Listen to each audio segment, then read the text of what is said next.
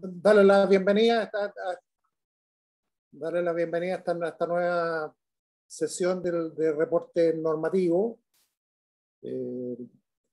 Como van a ver ustedes en la exposición de Carmen Paz, mi impresión es que seguimos en momentos de inquietud y de preocupación en que se siguen acumulando, yo diría, más problemas que soluciones en relación al ámbito de la construcción en general y en buena parte nos pega a nosotros en nuestra pega de arquitectos. Pero dentro de eso, convencido de que es mucho mejor estar al tanto de lo que está pasando, cuáles son las discusiones del momento, cómo viene la mano tanto en tribunales como en Contraloría y en los temas del Ministerio de Vivienda. Algunas reacciones que hemos tenido nosotros como AOA, en algunos casos, como vamos a ver al final del reporte, y desde luego abierto a las consultas que ustedes estimen pertinentes después al final. Así que adelante, Carmen Paz, démosle. Ya. Bueno, parto entonces. Voy a cambiar la pantalla. ¿Se está viendo? Sí. Sí, se ve perfecto. Ya, ahí está con la pantalla completa. Bueno, buenas tardes ya a los que están conectados. No sé si alguno de ustedes estuvo en la reunión del mes pasado, porque el mes pasado adelantamos un par de temas de noviembre, que yo los dejé ahora para el final, justamente por si alguno de ustedes estuvo presente, de manera de que si ya ese par de temas ya lo escucharon, se los puedan saltar. Que tiene que ver básicamente con el tribunal, con el fallo del Tribunal Ambiental respecto de Bahía Panguipulli, y también con el inicio de la modificación del PRMS por la falla de San Ramón, que yo el mes pasado justo habían aparecido en los primeros días de noviembre, entonces yo lo incluí en la presentación y lo adelanté porque había estado apareciendo en la prensa para que de alguna manera ya manejaran algo de información, pero que en realidad desde el punto de vista, digamos, cronológico de los meses, corresponden a temas de estos 2 meses, ¿ya? De octubre y noviembre. Bueno, lo primero es que tenemos esta circular, la 463, que se emitió el 12 de noviembre de 2021, y que tiene por finalidad, como dice acá, aclarar, perdón, si las direcciones de obra están facultadas para establecer que los ingresos de las distintas solicitudes que están contempladas en la ordenanza se puedan efectuar de manera digital o electrónica como única forma, ¿ya? Impidiendo que pudieran ser presentadas en soporte papel. Esto dado que algunas direcciones de obra estaban impidiendo el ingreso de documentación para solicitudes de distinta naturaleza en formato que no fuera online, ¿ya? O sea, es muy favorable que las direcciones de obra incorporen los procedimientos online y esto les permite modernizarse, facilitar la tramitación, especialmente en estos tiempos que han corrido, etcétera, etcétera. Pero ¿qué pasaba con aquellas municipalidades, aquellas direcciones de obra que estaban impidiendo el ingreso en papel? ¿Ya? Y esas son las consultas que se le hicieron a la DDU que motivaron que se dictara esta circular. Bueno, lo primero sobre esta materia es el artículo 141 de la ordenanza, en su inciso cuarto, establece que las solicitudes y trámites de las direcciones de obra se pueden efectuar tanto a través de medios electrónicos como en papel, porque permite efectivamente que se ingresen a través de medios electrónicos, ¿ya? Y en ese caso las direcciones de obras deben cumplir con lo que se establece en la ley 19.799, que tiene que ver en la ley sobre documentos electrónicos, firma electrónica y servicios de certificación de dicha firma, ¿ya? Yo acá, bueno, después les voy a hacer algunas recomendaciones sobre ese tema. Primero voy a seguir con el contenido.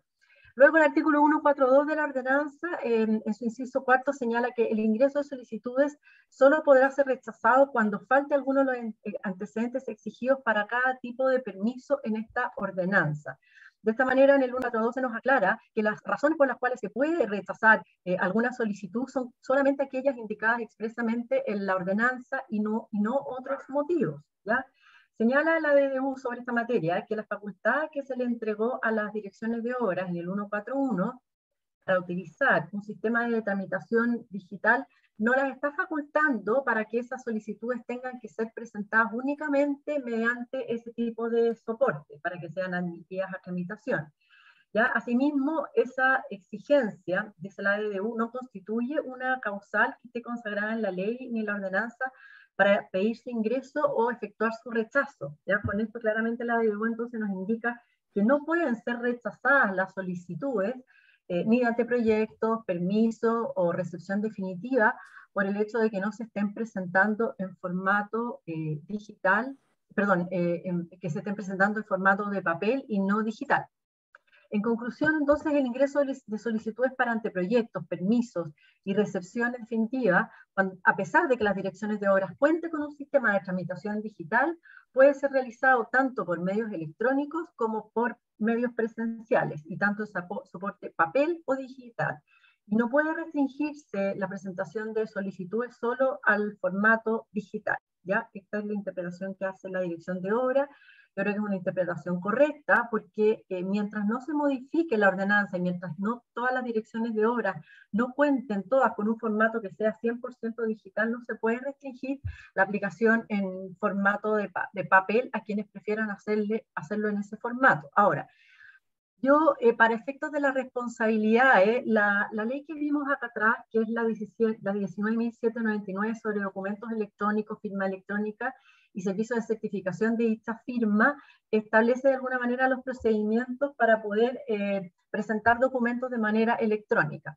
Yo les recomendaría que si presentan planos con sus firmas en calidad de arquitectos o sus oficinas, lo hagan con una firma certificada electrónicamente. Hay muchas empresas que certifican la firma, yo creo que es lo más recomendable, más que para efectos de la validación en la misma dirección de obras municipales, para efectos de que después, en caso de que tengan, digamos, que demostrar que su firma efectivamente corresponde a usted para efectos de la responsabilidad que establece el artículo 18 de la ley, etcétera, esa firma esté reconocida y no se pueda prestar a, digamos, a duda respecto de su veracidad.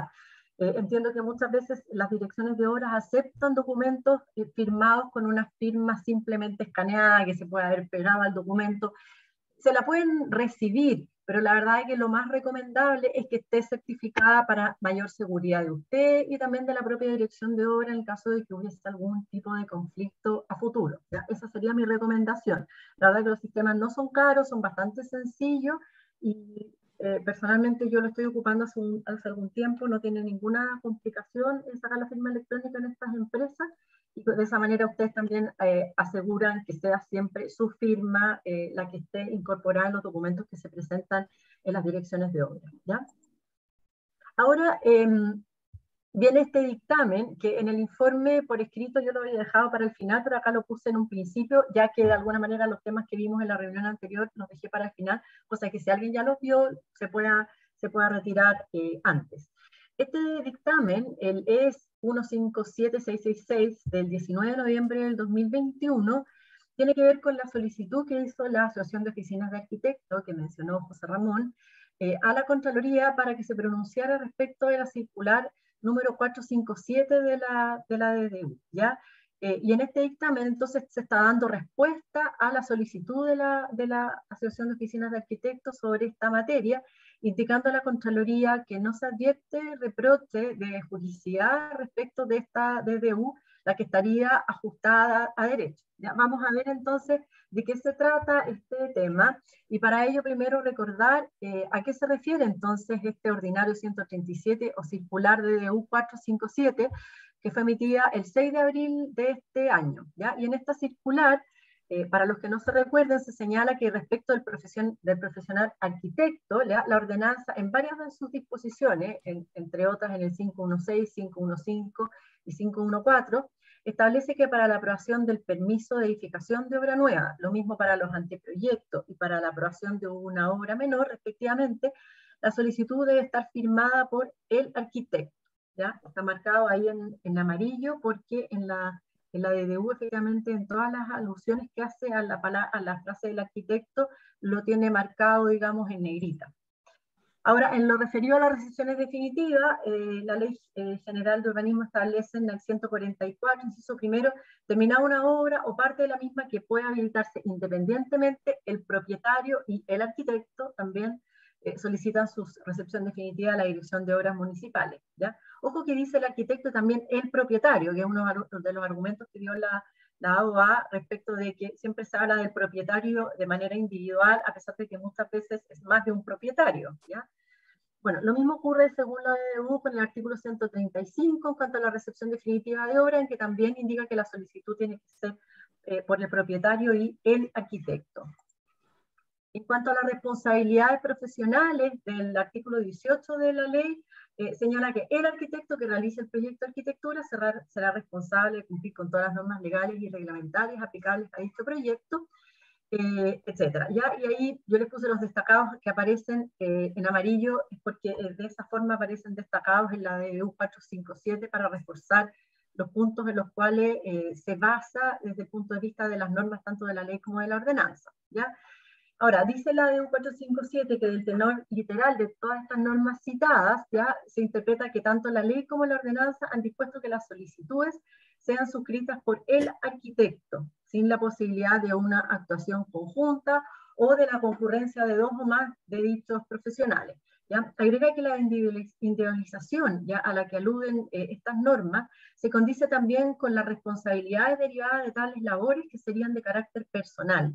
¿Ya? De modo que el arquitecto firmante es siempre el responsable de los efectos que genere el proyecto de arquitectura que él suscribe. Ahora, dice que pese a lo anterior, en el caso de que un arquitecto comparezca además en calidad de representante de una persona jurídica interesada, constituida como persona jurídica, constituida como tal, por ejemplo, en el caso de una oficina de arquitectos que tiene persona jurídica, igualmente en este caso el arquitecto mediante su firma actúa en calidad de persona natural y responde respecto a dichos actos a título personal.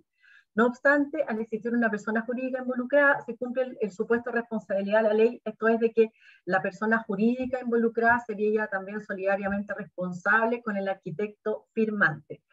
Es bien complicada esta situación, porque finalmente le están traspasando la primera responsabilidad al arquitecto firmante, Juan Pérez, independiente de que ese sea el arquitecto que está firmando los planos, pero que corresponde a la representación de una persona jurídica que evidentemente es más de un arquitecto.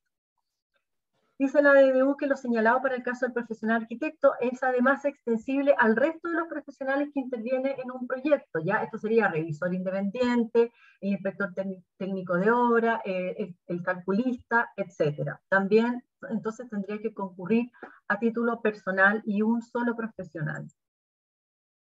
Señala asimismo que de las distintas disposiciones sobre la responsabilidad que establece el artículo 18 se puede apreciar que la intención del legislador fue acotar las responsabilidades del proyecto exigiendo la individualización del respectivo profesional, el arquitecto y los demás que mencioné, e incluso de las personas jurídicas que son responsables, pero solidariamente con el profesional competente que actúa por ellos, entre otros el arquitecto.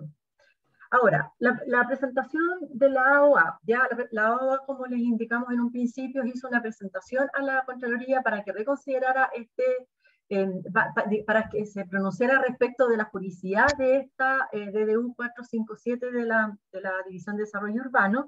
Esta fue presentada con fecha 25 de junio, ya se acuerdan, el mes de abril había sido emitida la circular, y la AOA entonces presenta a la Contraloría esta solicitud de dictamen para que se pronunciara respecto de control de legalidad, respecto de las posibles ilegalidades de que adolecía esta instrucción de la División de Desarrollo Urbano, que es la DDU 457. De acuerdo con lo indicado por la AOA en esta DDU 457, las facultades que tiene respecto de interpretación la DDU establecidas en la Ley General de Urbanismo y Construcción en su artículo 4, no la habilita para crear o modificar normas, y para el caso en análisis se estaría modificando el 122 de la ordenanza. ¿Por qué? Porque el 122 de la ordenanza establece que los planos, especificaciones técnicas y demás documentos técnicos de los anteproyectos y proyectos deberán ser firmados por él o los profesionales competentes que los hubieran elaborado y por el propietario, ¿ya? Énfasis agregado en la presentación de la AOA. Él o los profesionales está destacado en la presentación de la AOA. Y de esta manera, con este artículo de el 122 de la ordenanza, que es bien importante porque estaría indicando expresamente quiénes son, entonces, los que deben firmar los planos, que serían, digamos, él o los profesionales competentes que los hayan elaborado y por el propietario. Y de esta manera, entonces, la DDU 457 estaría modificando, entonces, claramente el sentido de este artículo 122, excediéndose de las facultades interpretativas que le entrega el artículo 4 de la Ley General. Entre otras materias también señala la AOA que la concurrencia de 2 o más arquitectos o arquitectas en un proyecto, suscribiendo tanto los planos como las respectivas solicitudes, es una situación habitual desde hace décadas en cientos de obras cuyos permisos y recepciones consignan tal circunstancia, ¿ya? Además, el 122, como vimos acá en este artículo, si bien habla de las especificaciones técnicas y documentos técnicos de los anteproyectos y proyectos, evidentemente si los planos están firmados por más de un arquitecto, también así tendría que ser respecto de las solicitudes. También debería firmarse por uno o más arquitectos, que son los que también firmarían los demás antecedentes y los planos. Luego señala la AOA que la mención de los profesionales autor de los proyectos y obras es utilizada además desde hace décadas para acreditar experiencia frente a distintas entidades públicas o privadas cuando incorporan exigencias a ese respecto, por ejemplo, los registros del MOP o del mismo Ministerio de Vivienda. En la letra C se indica que a los arquitectos o arquitectas autores de una obra de arquitectura no se les puede impedir que suscriban las solicitudes de manera conjunta, dado que al impedirlo se estaba infringiendo las normas de la ley 17.366, que es la ley sobre derechos de autor, y los tratados internacionales que ha suscrito Chile respecto de esta materia también de protección de los derechos de autor, que son muy importantes. Es así entonces como el artículo 5 de la ley 17.336 sobre propiedad intelectual se identifica claramente que una obra puede ser individual, en colaboración o colectiva, ¿ya? Y que la autoría en colaboración no significa de ninguna manera que entre estos autores de la obra deba existir algún tipo de contrato escrito o la obligación de formar una persona jurídica común. Basta que haya sido elaborada en conjunto para que esta obra esté protegida en sus derechos de autor para todos aquellos que participaron en su elaboración y que corresponden a sus autores. Ahora, la respuesta de la Contraloría sobre este dictamen, a pesar de la presentación de la Asociación de Oficinas de Arquitectos, es bien completa y bien contundente, señala la Contraloría que no se advierte reproche que formulara esta DDU 457 al limitar que las solicitudes que detalla sean suscritas por un solo arquitecto y no por varios. Lo anterior, por cuanto del tenor literal, se desprende que tanto la ley como la ordenanza han dispuesto que ellas sean suscritas por el arquitecto sin que se regulen ni la posibilidad de una actuación conjunta o la concurrencia de dos más dichos profesionales. Ahora, se refiere en todos estos casos a las solicitudes y no hace mención específica al artículo 122, que es el que señala la AOA en su presentación, que se estaría vulnerando. Dice, asimismo, de las disposiciones sobre responsabilidad que establece el artículo 18 de la ley, se observa que la intención del legislador fue acotar las responsabilidades del proyecto, exigiendo, como dice también la DDU, la individualización del respectivo profesional e incluso de las personas jurídicas que son responsables solidariamente con el profesional firmante, entre ellos el arquitecto. Además, según la Contraloría, lo que se señala en la circular no constituiría una vulneración de la ley 17.336 sobre propiedad intelectual, ya que señala la Contraloría que es esta propia ley la que establece cuáles son los medios idóneos para reconocer la autoría y proteger el aprovechamiento, paternidad e integridad de la obra, así como los procedimientos y sanciones por infracción a sus disposiciones. Es decir, de alguna manera, si uno quiere proteger entonces la obra de su autoría cuando corresponde a más de un autor, es la misma ley entonces la que establecería los medios idóneos para ello y no serían estas solicitudes el camino para proteger la autoría de estas obras. Por último, desestima la alegación de que la circular, al no permitir la mención de varios profesionales, importaría una limitación a la forma en que en la práctica se han utilizado los permisos y certificados para acreditar experiencia ante distintos antecedentes, ya que dice que ello no resulta el propósito de las autorizaciones previstas en la ley y su ordenanza. Ya señala que el propósito de estas autorizaciones y de la firma del arquitecto o de los otros profesionales de manera individual es solo para efectos de obtener estas autorizaciones y no para acreditar entonces la experiencia y que por lo tanto desestima también entonces esta alegación, ¿ya? Entonces, en definitiva, este dictamen de la DDU está, digamos, dejando a firme la circular de DDU 457, la Contraloría con este dictamen, y entonces el único camino que queda de alguna manera para poder regular esta materia sería o a través de una modificación de la ordenanza, o entiendo que también podría ser volver a solicitar que se aclare este dictamen respecto de algunas actuaciones que siempre son conjuntas, como por ejemplo en el caso de conjuntos armónicos, ya que en ese caso efectivamente habría una evidente contradicción con la propia ordenanza. No sé si hay algo que ¿te gustaría comentar sobre este punto en particular, o si hay alguna otra gestión que vaya a hacer la AOA sobre la materia? Sí, pues mira, primero contar que recibimos con bastante inquietud y desagrado, diría yo, el dictamen del Contralor sobre la materia. Pensamos que no entró al fondo ni trató tampoco de entrar al fondo del tema y el peso o no que tiene la ley de propiedad intelectual en esta materia. Y en vez de recurrir o solicitar una reconsideración al Contralor, lo que hicimos fue el viernes pasado presentar un recurso de protección a tribunales. Y Ya. lo ingresamos el viernes, recién ahora el viernes, porque nos parece que es un tema demasiado importante para los arquitectos el no reconocer la autoría conjunta de proyectos que están antiguos en los proyectos de arquitectura, y apoyarse en una mención genérica que establece la ley y la ordenanza al referirse al arquitecto, así como el resto de los profesionales y como el propietario, para entender de ahí que solo puede ser uno el autor de un proyecto. Creemos que es un error grave. Y como nos afecta tan directamente, bueno, hicimos una presentación a tribunales el viernes pasado. Estamos a la espera de la admisibilidad para ver si va a seguir su curso.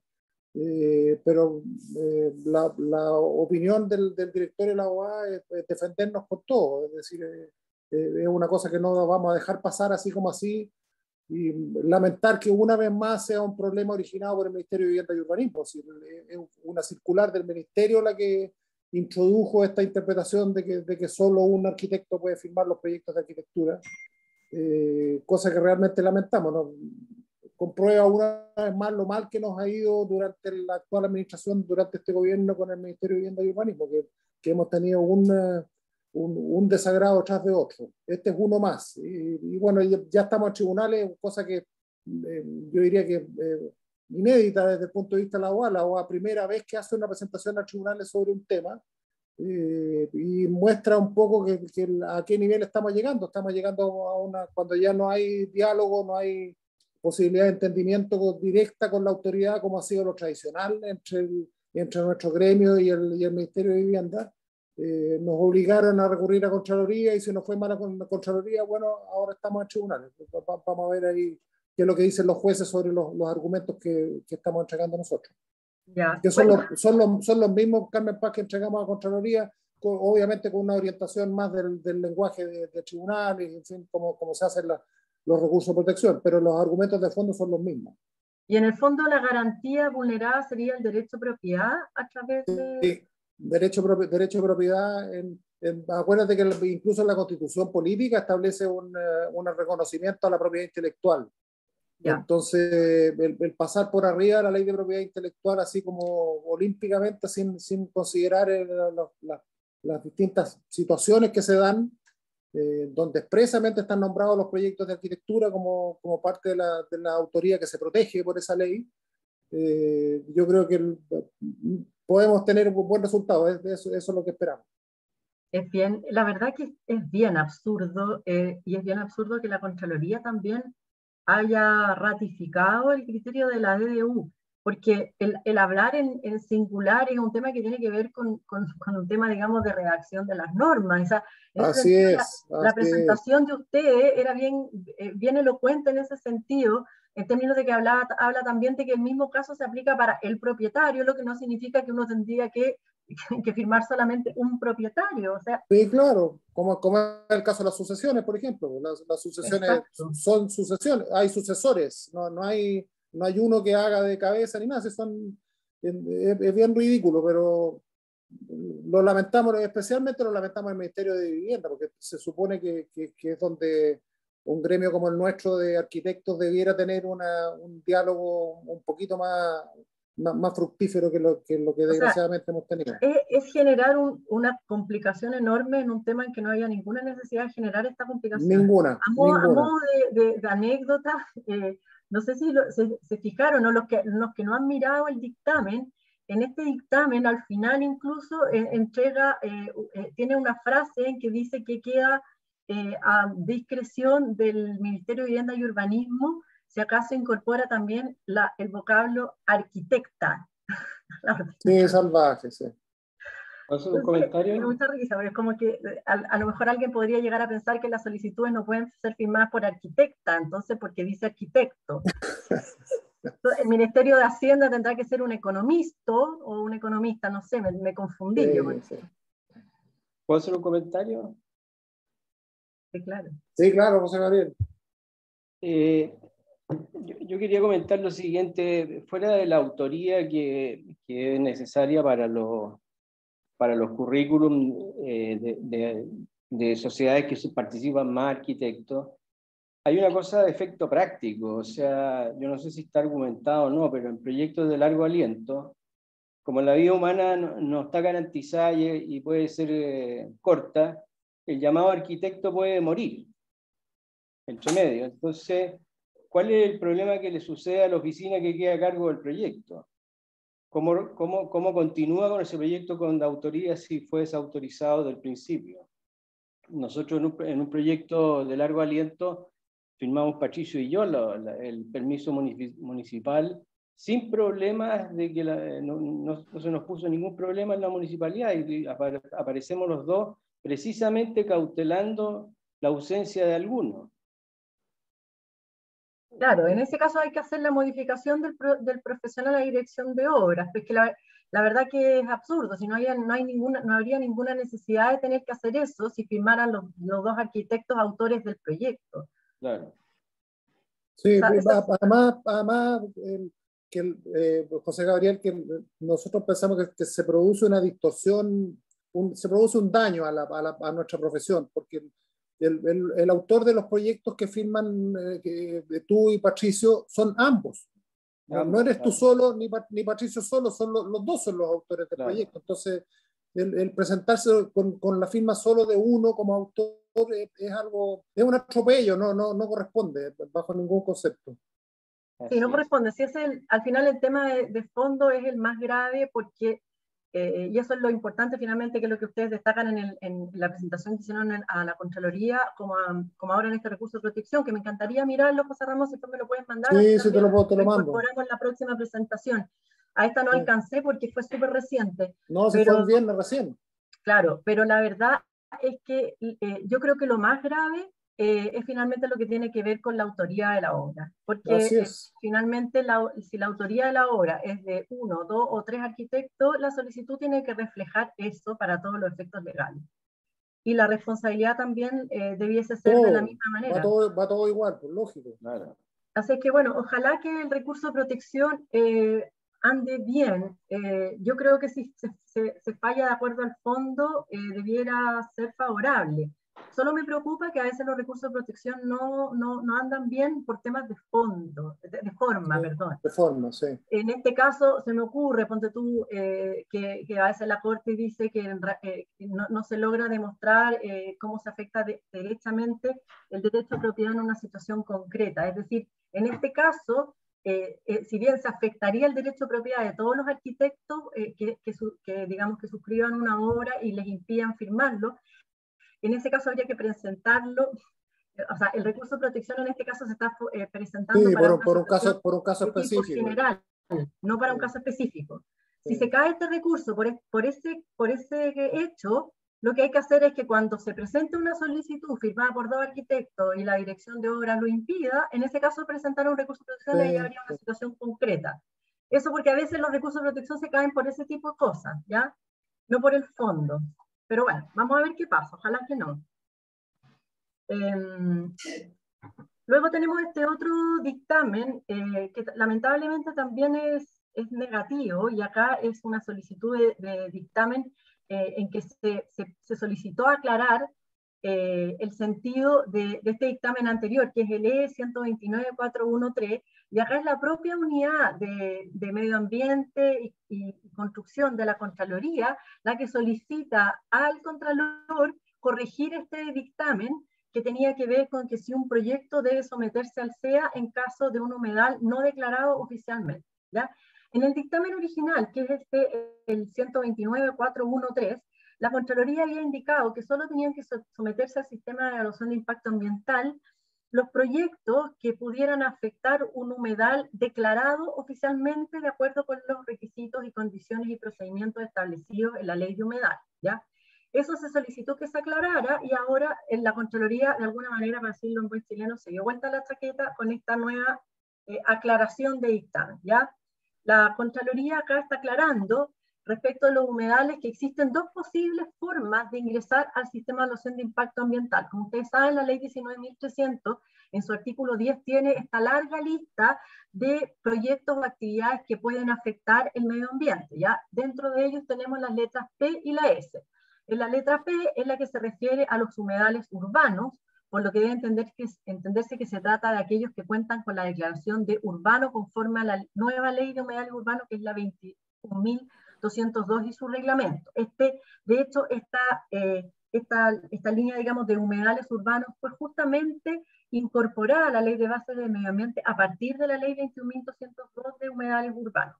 Pero se incorporó también en la letra S del artículo 10 otra mención que dice: esta norma no contempla expresamente a los humedales urbanos, sino que alude a los humedales que se encuentren total o parcialmente dentro del límite urbano. Ahora, esto que parece así tan deleguleyada, pero la verdad que cuando la definición de humedales urbanos son justamente humedales que se encuentran total o parcialmente dentro del límite urbano. Entonces es una cosa así como circular, no sé qué es primero el huevo o la gallina. Ambas cosas corresponden a humedales urbanos, pero la Contraloría acá hace una distinción y dice que es distinto la letra 10, letra P, que efectivamente se correspondería a los protegidos por la ley, que la letra S, que sería una situación, digamos, más amplia o distinta y que no corresponderían a los humedales urbanos protegidos por la ley 21.202. Así entonces dice que el artículo 10, letra S, humedales que se encuentran total o parcialmente dentro del límite urbano, esta segunda letra no se refiere entonces necesariamente a humedales que cuenten con protección oficial, sino que a todos aquellos que se vean afectados por la ejecución de obras o actividades que impliquen una alteración física o química en los mismos, en los términos que en esa norma se establecen. Entonces acá de nuevo abrió la puerta en este tema. Entonces dice tal afirmación concuerda con el criterio de la Corte Suprema, contenido en sus fallos de 23 de julio de este año y 13 de septiembre también de este año, que yo de hecho se los había relatado en alguna de las sesiones anteriores. Concluyendo entonces que el hecho de que un humedal no se encuentra declarado como urbano en conformidad con la ley de humedales urbanos y su reglamento, no obsta a que el proyecto tenga que ingresar al sistema de evaluación de impacto ambiental en virtud del literal S del artículo 10 de la ley 19.300. Entonces, este dictamen de la Contraloría la verdad es que es pésimo. O sea, yo, perdón por dar mi opinión, porque a lo mejor no debiera ser tan opinante en esto, pero la verdad es que lo encuentro legalmente súper incorrecto. ¿Por qué? Porque la ley 21.202, la ley de humedales, justamente se dictó en atención a que se estableciera un procedimiento regulado, legal, que primero estableciera si algo corresponde o no a un humedal. Para ello entonces se tienen que, digamos, allegar todos los antecedentes técnicos al Ministerio de Medio Ambiente para que determine si efectivamente ese lugar, digamos, que cumple con ciertas características, corresponden o no que esto sea declarado como humedal de acuerdo con esta ley, que son humedales entonces que se encuentren total o parcialmente en el área urbana, porque no nos olvidemos que declarar un humedal en un área urbana tiene además un montón de implicancias, porque estamos hablando de áreas que están planificadas, ya, y que se permite la construcción. Por lo tanto, si uno es propietario de un terreno o va a desarrollar un proyecto en el área urbana que cumple con todas las normativas del plan regulador comunal y del intercomunal, etcétera, etcétera, el hecho de que se declare como humedal urbano es bien complicado, porque la verdad es que se generan un montón de situaciones en que yo voy a tener que ingresar al sistema de evaluación de impacto ambiental y además mitigar enormemente mi proyecto para que no afecte entonces este humedal. En algunos casos es posible que ni siquiera se pueda construir lo que inicialmente pretendo construir. Entonces, si ahora esto se amplía a humedales que no se encuentran declarados como tales, nos encontramos entonces con que si alguien dice que algo es un humedal, o hay un grupo de vecinos, una comunidad que estima que algo es un humedal, voy a tener que someterse al sistema de evaluación de impacto ambiental con consecuencias bien inciertas, ya que entonces cuáles son las medidas de mitigación que van a establecer a algo que no está oficialmente declarado como protegido. O sea, es un dictamen que introduce una incerteza muy grande, pienso yo, a los proyectos inmobiliarios, ya que hoy en día, digamos, declarar que algo puede ser un eventual humedal es gratis, entonces es complicado. Yo no estoy diciendo que lo que haya sido declarado como humedal y cumple con sus requisitos efectivamente tenga que ser objeto de protección. Yo no soy experta en humedales o en saber si algo corresponde a un humedal, pero la verdad es que le agrega incerteza jurídica a los proyectos. Yo la verdad que ante esta situación creo que si hay algo que pueda revestir las características de un humedal cercano a donde yo voy a desarrollar un proyecto, lo más recomendable entonces sería hacer una pertinencia, ingresar al sistema de evaluación de impacto ambiental para que determine si efectivamente el proyecto puede llegar o no a afectar ese potencial humedal, pero es una situación también bien compleja, al igual que el dictamen anterior, la verdad que los encuentro los dos muy, muy negativos. No sé si hay algún comentario o alguna consulta. Bueno, una mala noticia. Una mala noticia. Sí, bien mala noticia, porque además la verdad que el tema de los humedales, las declaratorias de humedales están alrededor o sea, de los que son declarados, de acuerdo con el procedimiento de la ley, más o menos entre 10 y 15 en promedio mensuales, ya para que también estén atentos. Si es que están viendo proyectos, apareció uno en el mes de noviembre en la dehesa, es un sector que creo que se llama La Poza, está muy cerca de lo que se llama Valle Escondido, ¿ya? Para que tengan ojo con ese. En Valdivia, 4 o 5, en Puerto Montt, otro tanto, y la verdad que desde el norte también, es decir, en Vallenar, en un montón de partes. Así que para que estén bien atentos a ese tema y lo revisen. Y luego tenemos que a todos les traje puras malas noticias, me siento como culpable, pero no es mi culpa. Este es un fallo del segundo tribunal ambiental en que anuló parcialmente la aprobación ambiental del proyecto Egaña Comunidad Sustentable en la comuna de Ñuñoa, ¿ya? Y este es un fallo que yo no es que me cargue tanto a los temas ambientales, que yo sé que además están muy relevantes hoy en día, pero además este tiene muchos efectos desde el punto de vista, digamos, de la arquitectura y de las normas de la ordenanza, ¿ya? Para hacerle un poco un resumen, este proyecto ingresó al sistema de evaluación de impacto ambiental el 30 de octubre del 2017 una declaración de impacto ambiental. Es un proyecto inmobiliario que considera 4 torres, 3 residenciales y una para oficina y un sector de comercio. Ya es un terreno que está en Irarrázaval con Américo Vespucio y que contempla 1.752 departamentos. El 3 de mayo de 2019, la Comisión de Evaluación Ambiental calificó ambientalmente este proyecto como favorable, ya en 2019, el 3 de mayo. Pero acá los vecinos en julio del 2019 interpusieron 7 recursos de reclamación en contra de esta resolución, alegando que ellos habían solicitado participación ciudadana y que esta participación ciudadana no había sido acogida por el sistema de evaluación de impacto ambiental, ¿ya? Luego acá entonces se acoge entonces estas reclamaciones y el 3 de enero del 2020 el director ejecutivo del CEA rechazó los recursos de reclamación y el 7 de enero entonces esto se eleva al Tribunal Ambiental y el 7 de enero se llevan a cabo las audiencias de la causa y alegaron los abogados de las partes. Entonces esto ya, luego de este recurso de reclamación, que es un recurso administrativo y que fue rechazado por el Sistema de Evaluación de Impacto Ambiental, va entonces en segunda instancia al Tribunal Ambiental. Si esto vuelve a escalar, cosa que puede pasar con este fallo del Tribunal Ambiental, ya lo tiene que ver en tercera instancia la Corte de Apelaciones. Ahora, ¿qué dijo el segundo Tribunal Ambiental en esta causa? Por unanimidad de su ministro, acogió la reclamación presentada por el CEA de parte de la comunidad y resuelve anular parcialmente entonces la resolución de calificación ambiental solo en lo referido a la evaluación de la luminosidad, que sería efecto sombra, y retractación, debiendo el SEA completar la evaluación en este aspecto, disponiendo la realización de los estudios, en particular de aquel referido a la sombra, para hacerse cargo de la observación presentada por estas comunidades referida a los efectos de luminosidad, sombra y refractación pueden generar en la calidad de vida de las personas. Ya cuando habla de efectos de luminosidad, estaría hablando en realidad de efectos sombra y lo que generaría, digamos, en su calidad de vida, la altura que tienen estas edificaciones generando sombra en estos vecinos, y asimismo la refractación que correspondería, por el contrario, a la luz que recibirían como reflejo otros vecinos por el hecho de ser entonces superficies vidriadas. Yo no lo sé decir en los términos técnicos, pero yo imagino que ustedes lo entienden bien. Refracción.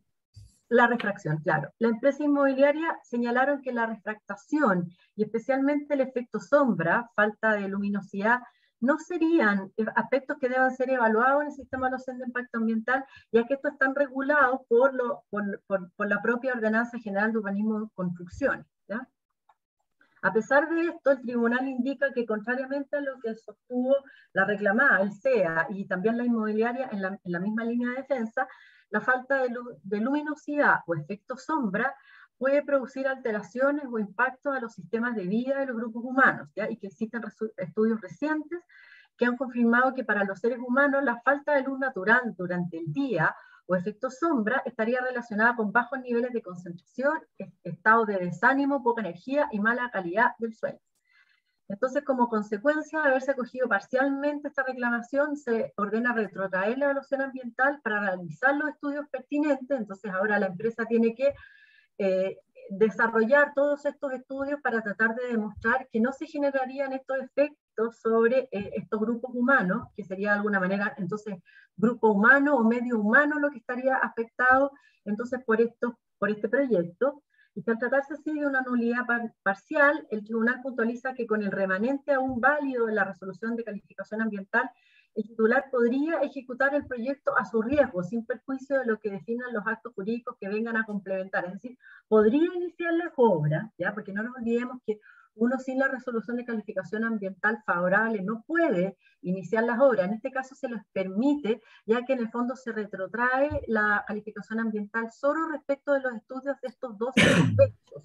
Ahora, no sé en términos prácticos qué es lo que en definitiva pueden iniciar. Me imagino que no hay ningún problema con que partan con las excavaciones, probablemente con las fundaciones, con la construcción de los subterráneos, que creo que son 7 o 9 subterráneos, son bastantes. Entonces, con todo eso van a poder partir, pero no sé qué va a pasar con el proyecto ya más en altura, si van a poder iniciarlo o no, o a lo mejor también sí los primeros pisos, ya que van a tener que hacer estudios respecto de este tema de la luminosidad y la refractación. La refractación probablemente más tiene que ver con la materialidad y el efecto, digamos, de reflejo que se utiliza en este tipo de superficies, que yo entiendo que técnicamente se les puede dar solución, pero el efecto sombra es más complicado. Ahora, yo me imagino que también los efectos que pueden tener sobre las personas y su calidad de vida podrá ser contrarrestado en el sentido de que, bueno, efectivamente se generan efectos sobre las personas, pero uno no está todo el tiempo en su vivienda, uno también está en la calle, recibe luz de sol, caminando por la calle, en una plaza o en un parque público, etcétera, etcétera. La verdad que no sé cómo podrán hacer para demostrar que estas alteraciones en la calidad de vida de las personas afectadas por la sombra de estos edificios puede ser de alguna manera resuelta por los titulares de este proyecto. Yo lo encuentro también muy complicado porque es una materia que está regulada por la ordenanza, justamente para ellos se hacen los estudios de proyección de sombra, para eso está también las rasantes, etcétera, etcétera, pero la verdad que es bien complejo el tema desde ese punto de vista. Ya que yo por lo menos no había visto ningún fallo en ese sentido, en que se refirieran específicamente al tema de luminosidad, efecto sombra y refractación, yo creo que sí, pero no al tema de sombra. No sé si hay alguien que tenga algún comentario o alguna consulta sobre este tema. puras malas noticias nomás, pues, efectivamente. 16. Esto es re complicado porque los jueces se meten en un ámbito, o sea, el tribunal ambiental se mete en un ámbito que es muy discutible y como tú dices, cómo se puede representar que efectivamente los afectados, cuánto tiempo están del día en sus viviendas, cuánto no, eso ya es muy difícil de poder objetivizar. Entonces, Sí. se metieron la pata a los caballos, efectivamente.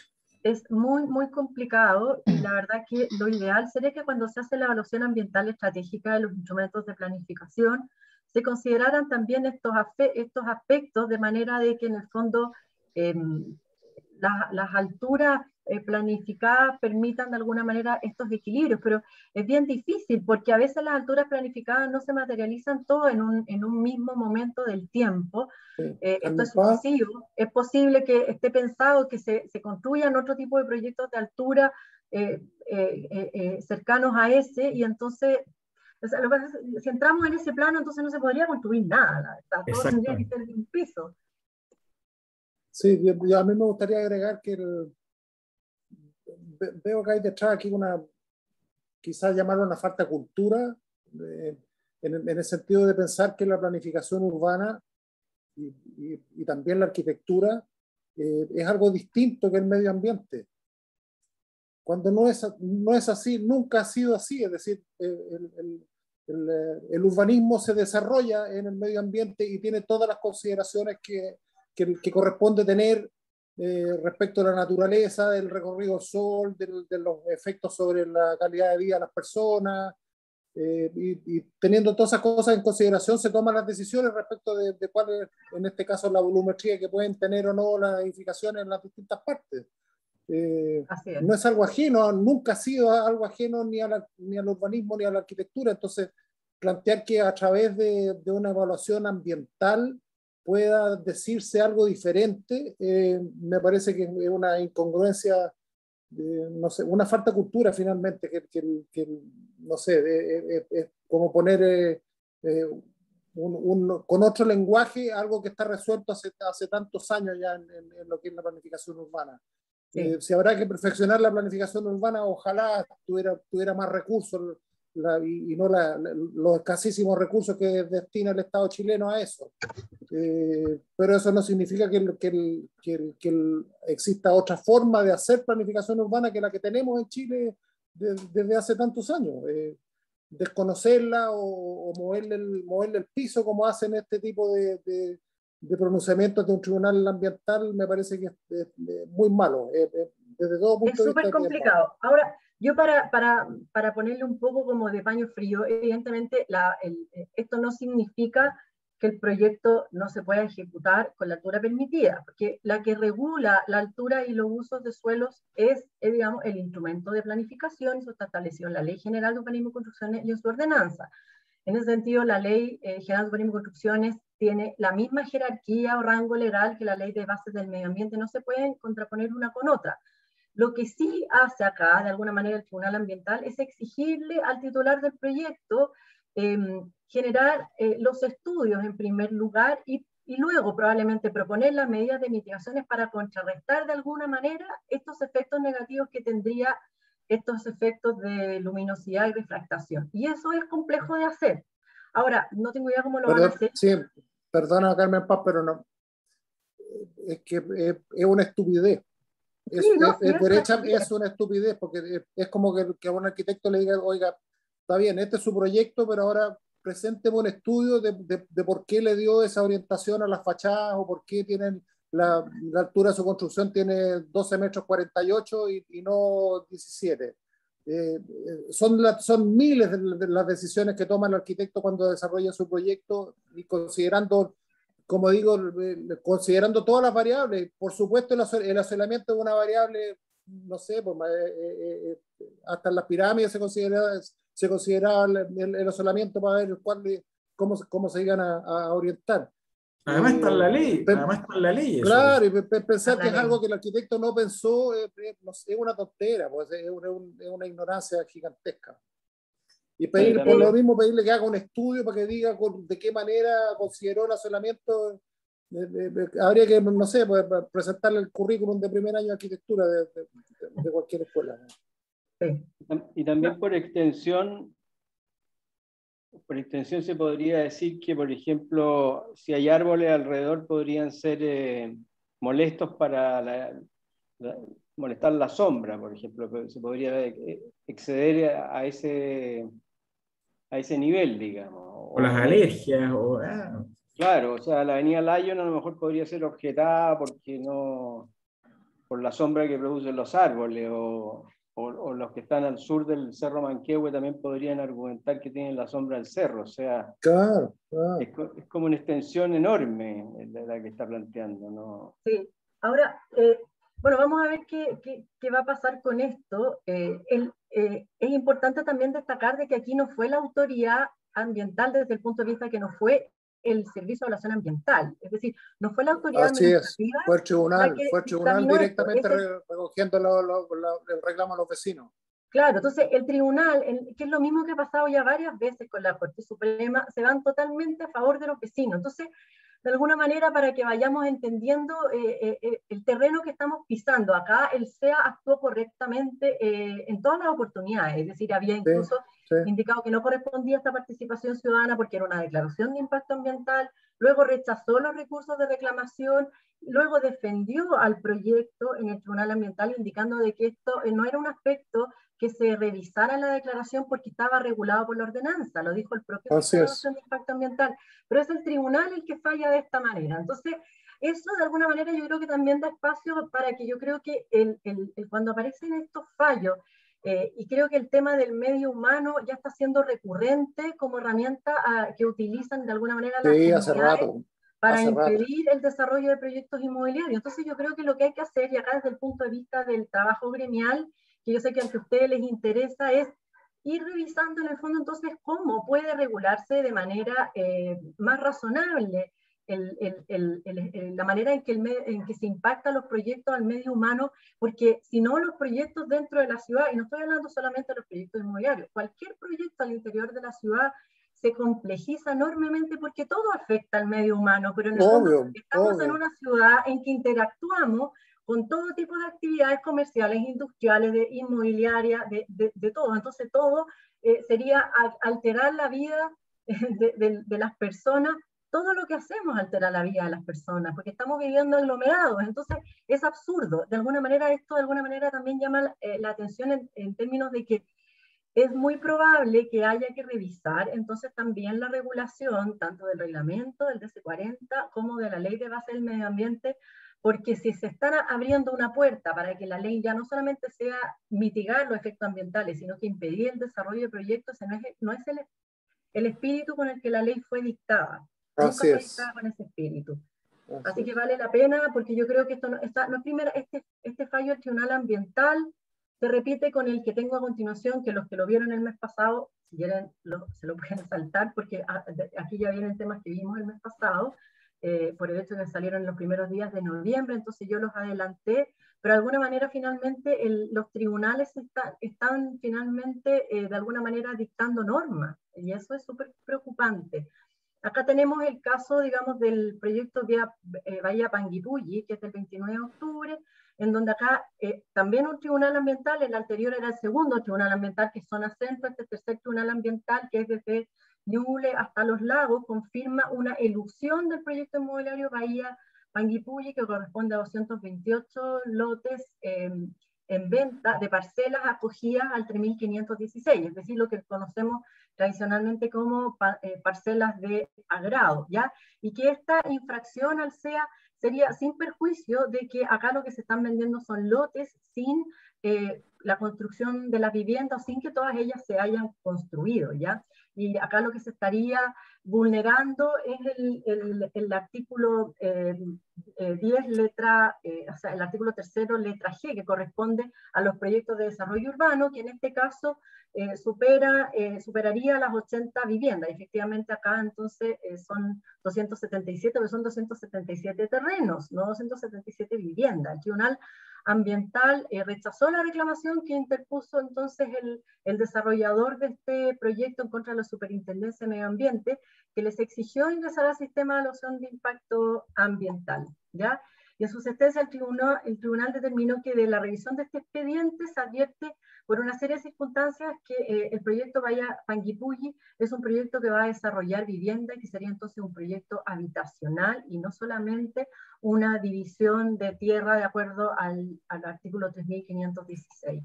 Y dice que dentro de los antecedentes que se revisaron, y les vuelvo a reiterar entonces, al igual que la vez pasada, que tenga mucho ojo con la normativa interna que generó este proyecto, que permite la construcción de más de 80 viviendas con características arquitectónicas y constructivas. Aquí la misma publicidad hablaba de viviendas, etcétera, ya, si ojo con eso. La instalación de obras de infraestructura interna en los predios resultantes, algo que parece positivo y favorable, que es que estas parcelaciones cuenten con urbanización. En este caso es también tomado como un antecedente de que lo que hay es un desarrollo inmobiliario de tipo habitacional y asimismo la existencia de caminos pavimentados y de obras de evacuación. También se consideró, además como argumento, el hecho de que aquí se contaba con reglamentos internos similares a un reglamento interno de una copropiedad, que si bien no hay condominios en el área rural, se fue tomado también eso como antecedente. Y el tribunal descartó los argumentos del inmobiliario de que correspondía solo la venta de 228 predios, ¿ya? Por lo que no se podía ser responsable del uso final que se le diera a cada una de estas parcelas. O sea, el fallo dice que la cantidad de parcelas, las dimensiones y las intervenciones realizadas por el desarrollador hacen prever que lo que se van a construir ahí son viviendas y que no va a ser para destino agrícola, que es lo que exige el 3516, para lo cual en el fondo se permite estas subdivisiones. Y que la infracción se configura sin necesidad de que la construcción de la totalidad de las viviendas contempladas se haya ejecutado. Es decir, se verifica desde que se proyecta la potencial construcción de más de 80 viviendas y con ello entonces el proyecto tenía que someterse al CEA. Luego, en esta misma línea también que tiene que ver con todo el área rural, y la exigencia de someterse al artículo 55 también para muchos de estos proyectos, se han estado fijando a través de resoluciones exentas criterios para aprobar los proyectos a través del artículo 55. En este caso corresponde a Los Ríos, justamente en esa misma zona, y en esta resolución exenta se fijan entonces los criterios para aplicación del artículo 55, sería intensidad y uso de ocupación del suelo, la localización de los proyectos, la variable ambiental, es decir, evitar alteraciones negativas y permanentes al medio natural, y compatibilidad de usos con los destinos y usos preexistentes en el territorio con el objeto de evitar la dinámica propia de las lógicas de ocupación territorial urbana. Y finalmente la conectividad y morfología, los proyectos deben contar con accesibilidad y conectividad a los servicios públicos esenciales. Esos son los criterios de la Seremi de Los Ríos y que son muy coincidentes con los criterios que se han estado fijando en otras regiones para aprobar proyectos a través del artículo 55 y que se le están haciendo exigibles a los proyectos que se desarrollan en este tipo de parcelas de agrado para que lo tengan muy en cuenta si les toca estar participando en algún tipo de estos proyectos, que hoy en día el tema está bastante más complicado que hasta hace 6 meses atrás, ¿ya? Y luego finalmente este tema que también lo anuncié en la reunión pasada, y esto porque salió el 3 de noviembre, este fallo de Punta Piquero, en que la Corte de Apelaciones de Valparaíso rechazó este recurso de protección que se había presentado por la Corporación de Defensa del Patrimonio Histórico y Cultural de Viña del Mar en contra de la Seremi de Vivienda, porque la Seremi de Vivienda rechazó la solicitud de demoler este hotel Punta Piqueros, ¿ya? La acción de los vecinos apuntaba a que este inmueble fue construido sin contar con un permiso de edificación, porque como ustedes saben, la Corte Suprema anuló el permiso de edificación de este hotel por el hecho de que no se había sometido al sistema de evaluación de impacto ambiental previo al permiso. Ellos lo hicieron, pero lo hicieron posterior a que este edificio ya estaba construido y bastante avanzado ya en su obra gruesa, ¿ya? Acá en el fallo, la Corte de Apelaciones descartó la acción por estimar que la Seremi actuó dentro del marco de la legalidad al rechazar la demolición de este proyecto, ya que ha ejercido una facultad dentro del ámbito de sus competencias mediante resolución fundada y que sus argumentos son razonables. Y acá lo que la Corte principalmente consideró es el hecho de que la Seremi no podría ordenar la demolición Primero porque además hay algunos recursos pendientes todavía en este caso, y además porque la demolición del proyecto generaría tanto más efectos ambientales sobre el área protegida en ese sector que es la roca oceánica. Y por lo tanto, la demolición también tendría que someterse al sistema de evaluación de impacto ambiental de este proyecto para evitar entonces efectos negativos sobre el medio ambiente. Así que bueno, es un tema que todavía está pendiente porque entiendo que hay además todavía recursos pendientes sobre este hotel. Por ello, atendía la multiplicidad de actuaciones administrativas y judiciales pendientes respecto a este proyecto, varias de las cuales se encuentran pendientes de resolución, no resulta posible concordar el presente el ejercicio de acción constitucional con la pretensión final invocada, que era la demolición del edificio. Así que este tema sigue todavía pendiente. Y ahí está de alguna manera las argumentaciones de este fallo. Y lo que ya les había adelantado también el mes pasado, que también era de noviembre, y por eso lo adelanté, que correspondía al tema de la falla de San Ramón, en que se inicia por solicitud del gobernador de la región metropolitana, Claudio Rego, la modificación del PRMS, para establecer de alguna manera un área de riesgo en lo que corresponde a la falla San Ramón, que como ustedes saben va desde el río Mapocho hasta el río Maipo, cruzando toda la precordillera, a fin de definir normas técnicas acorde a la identificación de un área de riesgo, que va a tener que ser generada además como un área de riesgo nueva, un área de riesgo sísmica, ya que no existen áreas de riesgo sísmica hasta la fecha. Ya esto por los potenciales efectos que podrían tener sobre las construcciones un sismo que tuviese como base, digamos, esa falla geológica, ya que atraviesa entonces, como les decía, comunas desde Vitacura, Las Condes, La Reina, Peñalolén, La Florida y Puente Alto. Y ahí vemos, digamos, todo lo que ya está construido en los últimos años que corresponde a la falla, en donde vemos que hacia el área sur hay mucho construido y hay muchos conjuntos habitacionales construidos sobre la falla de San Ramón, ¿ya? Y en ese caso lo que se ha dicho es, bueno, que se va a avanzar en un proceso de gestión de riesgo ante el posible desarrollo de un evento sísmico en la falla, incorporar la faja de ruptura, que sería, esto es lo que se ha dicho, nada de esto todavía cierto, pero es lo que se ha conversado, que sería una faja de protección de 300 metros de ancho con restricciones que impidan su ocupación futura, dejándola destinada exclusivamente a actividades que no impliquen la residencia ni la ocupación masiva ni prolongada de personas, y además modificar la ordenanza con el fin de incorporar las disposiciones necesarias que permitan integrar a la zonificación sísmica en los instrumentos de planificación. Esto no existe todavía, ¿ya?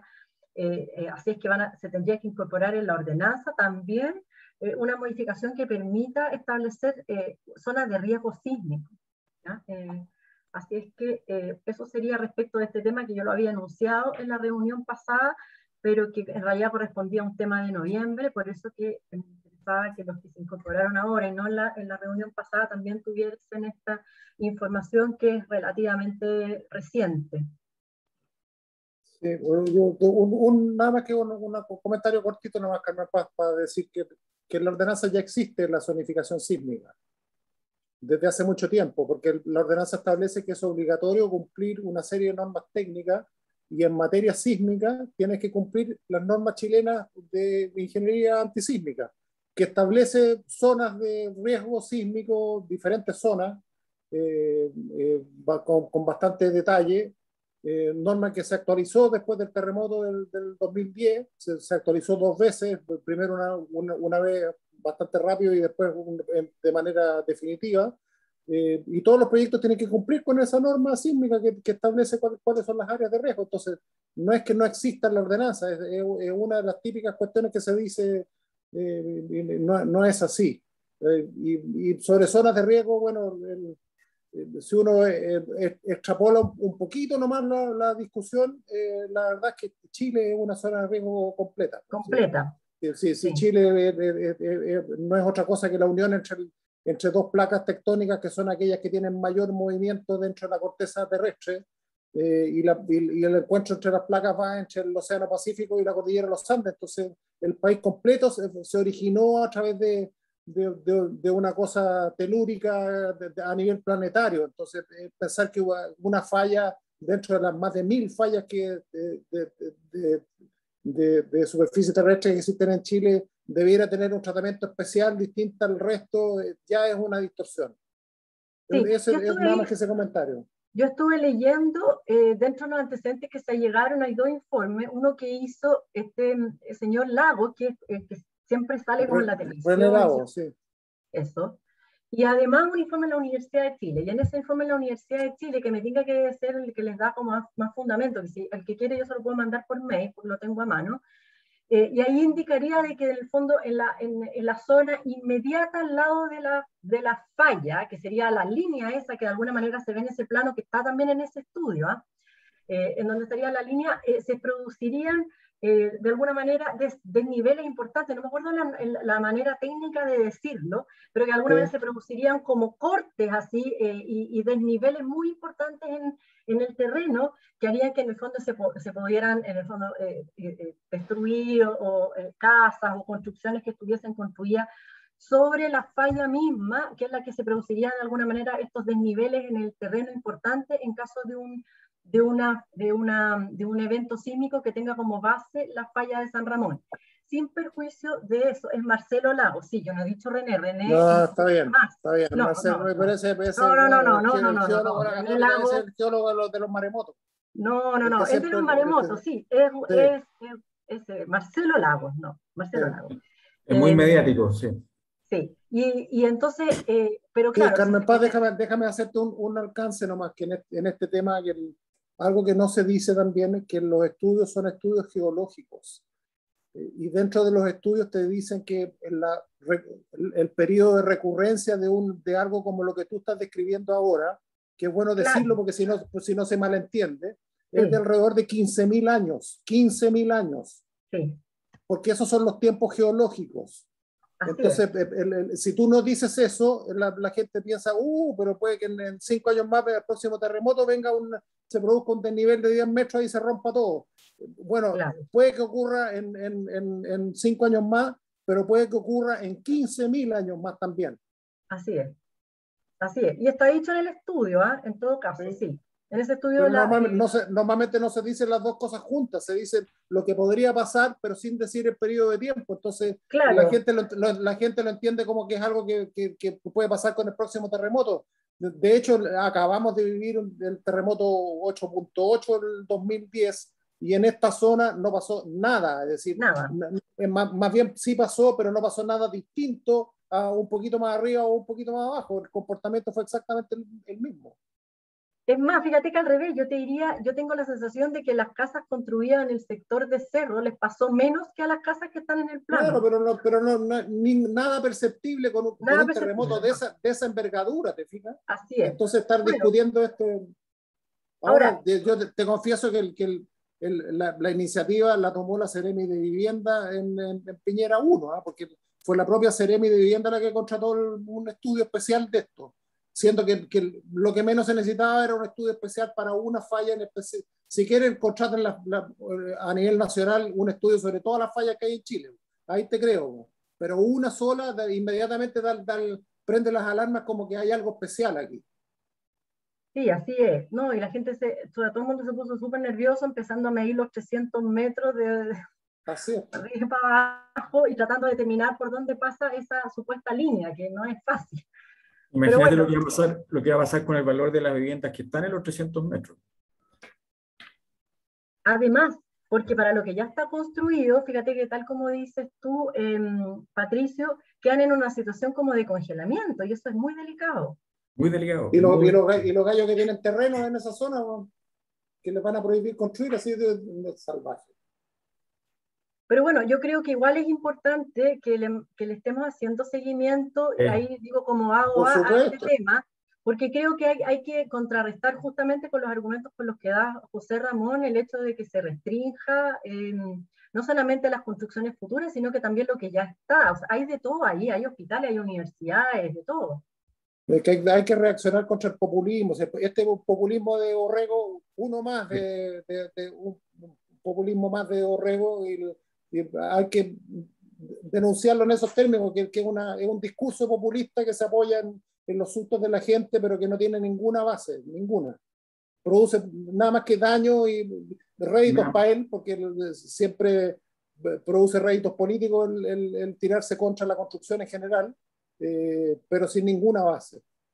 José Ramón, fíjate que me gustaría comentarte que a raíz de esto también me metí en un webinar antiguo que se hizo creo que hace unos meses atrás, pero este año, sobre el tema de la falla San Ramón, en donde había varias ponencias bien interesantes. Y yo me gustaría rescatar la del Consejo Nacional de Desarrollo Urbano, justamente porque de alguna manera le pone un poco de paño frío a esta situación y levanta algo que evidentemente tenemos que considerar, que es el hecho de que vivimos en un país lleno de distintos tipos de riesgos. Así es. Si empezamos a poner zonas de riesgo por tsunami, si ponemos zonas de riesgo por volcánica, por falla, entonces de verdad no podemos hacer nada en ninguna parte porque todo nuestro país es una olla de presión. Así es. Pero claro, entonces desde ese punto de vista, lo que planteaba el Consejo Nacional de Desarrollo Urbano, y me pareció bien razonable, que la que expuso ahí fue Pilar Jiménez, pero me imagino que todo esto está además basado en los estudios que han hecho en el propio Consejo, que tenía que ver más que con restringir la construcción, con medidas de educación, de tener claras en el fondo las zonas de evacuación, toda la señalética, etcétera, etcétera. En la misma línea de lo que se ha planteado para las zonas de riesgo de tsunami, porque impedir construcción significaría que tendríamos que congelar todo Chile. Entonces, en esa línea quizás sería interesante rescatar lo que el Consejo tiene para hacerle estos planteamientos a la Seremi. Sí, ahí, bueno, ya una cosa más puntual nomás, pero la diferencia que yo tengo con el Consejo es que ellos en algún momento postulan como que hay alguna labor que tengan que hacer los instrumentos de planificación al respecto. Y yo creo que no, tan equivocado. La respuesta, como dices tú, en el caso de los tsunamis tiene que ver no con zonificaciones, sino que tiene que ver con formas de respuesta de la gente que vive en las áreas. No en permitir o prohibir que se desarrollen determinadas construcciones para un país que tiene 4.000 kilómetros de costa y cuando uno le dice, oiga, entonces lo que usted está diciendo es que saquemos todas las caletas de pescadores de Chile porque no podrían estar ahí. ¿Te fijas? Es una tontera. En el tema sísmico también es lo mismo. Está enfrentado a través de la norma sísmica de construcciones, que es como se debe enfrentar. Es un problema de ingeniería, de diseño, de cómo se comportan las edificaciones, no en establecer zonas en los instrumentos de planificación que digan A, B o C. Eso es una distorsión. Sí, así es. Esa iba a ser la línea. Bueno, yo no tengo más temas, así que andamos, de hecho me pasé un poquito con el tiempo. Sí. Pero... No, pero muy bien, Carmen Paz, como siempre. Muchas gracias, Carmen Paz. Muchas gracias. Nos estamos viendo, yo creo que ya nos tocaría como en marzo, porque en febrero no los voy a invitar a ninguna reunión. No les voy a echar a perder ninguna vacación a nadie con malas noticias, así que ojalá que tenga buenas noticias en marzo. Ojalá. Planeémoslo para los primeros días de marzo. Perfecto. Para los primeros días de marzo, perfecto. Sí. Ya, pues que estén muy bien. Gracias, María Paz. Chao, chao. Carmen Paz, perdón. Chao. Gracias, Mónica, que estén muy bien. Igual.